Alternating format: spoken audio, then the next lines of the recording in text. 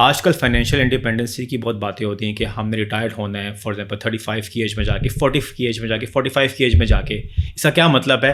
और अगर आप एक प्रॉपर वे में स्ट्रेटजी बनाते हैं तो आप किस तरह से फाइनेंशियली फ्री हो सकते हैं या फाइनेंशियल डिपेंडेंस हो सकते हैं या आप अर्ली रिटायर्ड हो सकते हैं। आज हम जानेंगे वली खान के साथ कि एक प्रॉपर स्ट्रेटजी बना के अगर आप चाहते हैं कि आप 40 की एज में आपके पास millions of dollars on your bank account, तो कैसे कर सकते हैं। Let's get started.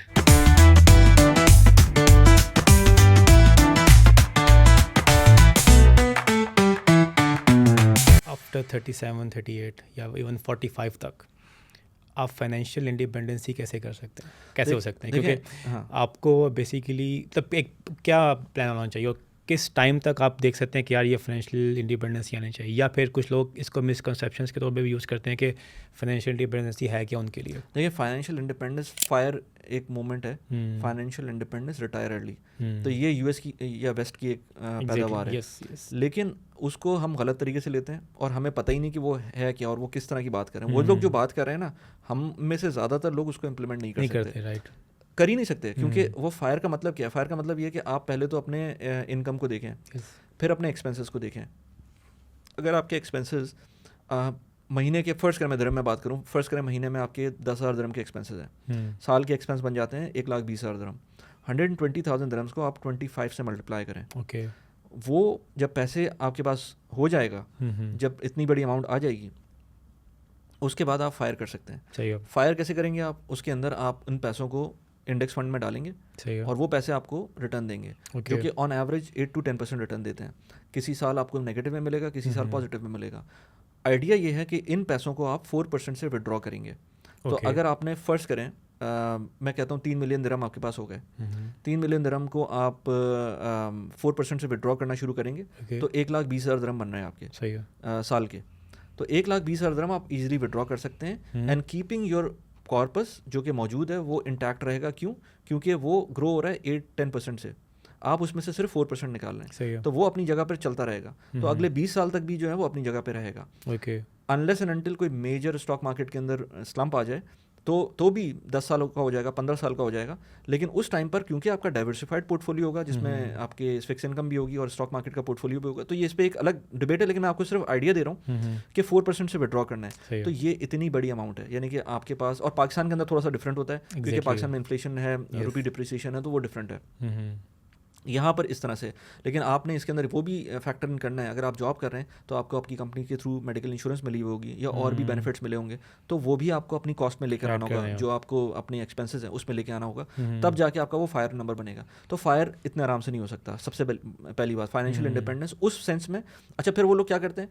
उनका मिनिमलिस्टिक लिविंग होती है। वो कहते हैं हमें घर में बस थोड़ी सी चीज़ें चाहिए, हम खुश हैं उसके अंदर। इंपॉर्टेंट बात एग्जैक्टली। मतलब आप फिर वो उसमें अपना खर्चे भी तो कम करते हैं ना। यहाँ पे खासतौर पर यूई का तो आप एक लग्जरी लाइफस्टाइल देखते हैं, आप कहते हैं मैं ये भी ले लूँ, मैं ये भी ले लूँ, मैं ये भी ले लूँ, तो आपके पैसे सारे निकल जाते हैं। एग्जैक्टली। तो वो चीज़ें आपको फिर उसमें रोकना पड़ेगा अपने आप को, वो नहीं कर सकते आप। वो करने के बाद, ये सब कुछ करने के बाद फिर आप अगर कर सकते हैं तो फिर फायर का हो सकता है। फिर उन मुल्कों में आप के बच्चों की डिपेंडेंस कम होती है। एजुकेशन नॉर्मली किसी ना किसी तरह से फंड हो जाती है वहाँ पर। उसके बाद बच्चों की शादियों पे खर्चे नहीं होते।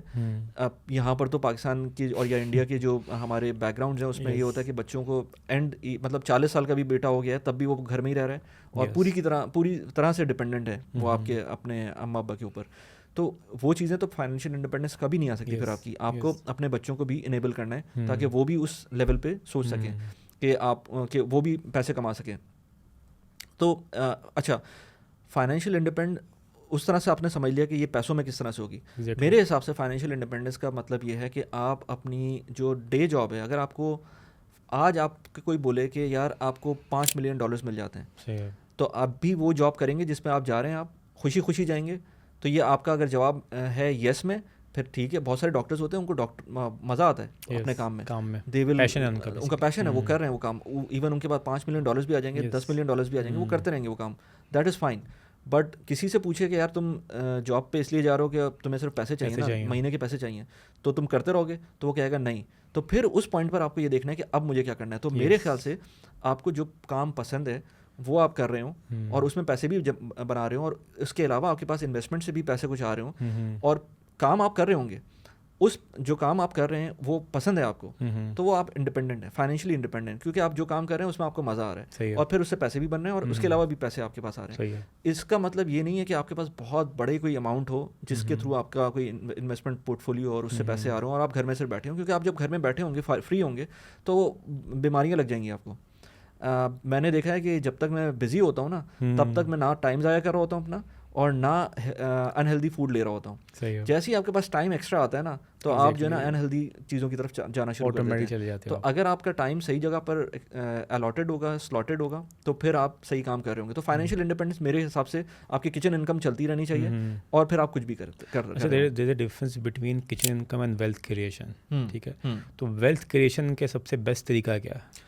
देखिए, पैसिवली बात करेंगे तो पैसिवली तो आपको स्टॉक मार्केट ही बेस्ट तरीका है। ओके।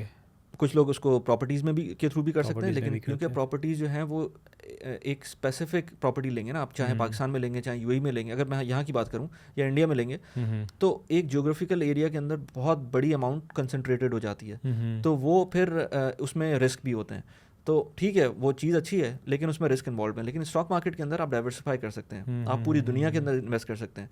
तो एक ETF होता है जो कि वर्ल्ड वाइड ETF है, जो कि ऑलमोस्ट मेरे ख्याल से 1000 कंपनीज़ को डील करता है। उसमें टॉप की तो US की कंपनीज़ है, क्योंकि US की ऑफकोर्स वो मेरे ख्याल से 60 to 70% उसकी होल्डिंग US की कंपनीज़ की है, लेकिन बाकी 30 to 40% पूरी दुनिया की कंपनीज़ है, जिसके अंदर कनाडा, UK, ऑस्ट्रेलिया, चाइना, ये सारे मुल्क आते हैं।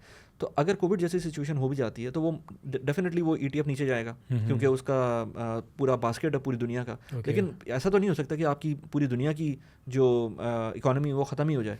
कोविड में भी दुबई की रियल एस्टेट नीचे गई थी, तो चाहे आप रियल एस्टेट ले लें चाहे स्टॉक्स ले लें, वो तो नीचे जाएंगे। एग्जाम्पल ले लें ना, एमआर का स्टॉक था।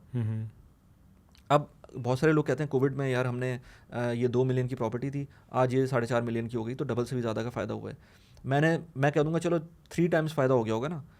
कोविड में एमआर का स्टॉक 2 दिरहम का था, ठीक है, आज 14 दिरहम का है। ओके। कितना फ़र्क आया उसमें? 7 टाइम्स फ़र्क आया है। कौन सी प्रॉपर्टी ने आपको 7 टाइम्स फ़ायदा दिया होगा? मैं एग्जांपल दे रहा हूँ, इसमें ये नहीं है कि एमआर का स्टॉक लें, मैंने खुद भी लिया हुआ है एमआर का स्टॉक, लेकिन इसमें इसका मतलब ये नहीं है कोई एमआर का स्टॉक ले ले जाकर, but I am just giving you an example कि एमआर का जब स्टॉक लेते हैं तो आपने एक अपार्टमेंट नहीं लिया हुआ, आपने बहुत सारी कंपनीज के बहुत सारे उनकी जो प्रोजेक्ट्स हैं उसके अंदर इन्वेस्ट कर दिया। अब दुबई, मैं कहता हूँ कि दुबई अगर आगे जाएगा तो एमआर भी आगे जाएगा, ये हमने देखा है। तो अगर आपको दुबई की इकोनॉमी में इन्वेस्ट करना है तो बहुत ईजी तरीका ये है कि आप एमआर के अंदर भी इन्वेस्ट कर सकते हैं। जस्ट एज अ एग्जांपल मैं ये बात कह रहा हूँ। और आप एक और काम भी कर सकते हैं, मतलब अगर आपके पास पैसे हैं, इन्वेस्टमेंट है, तो आप चलता हुआ बिजनेस भी खरीद सकते हैं। हाँ, लेकिन अगेन वो बिजनेस है। मैं अभी तक सारा काम जो मैं किया ना, मैंने वो पैसिव इनकम की बात की है।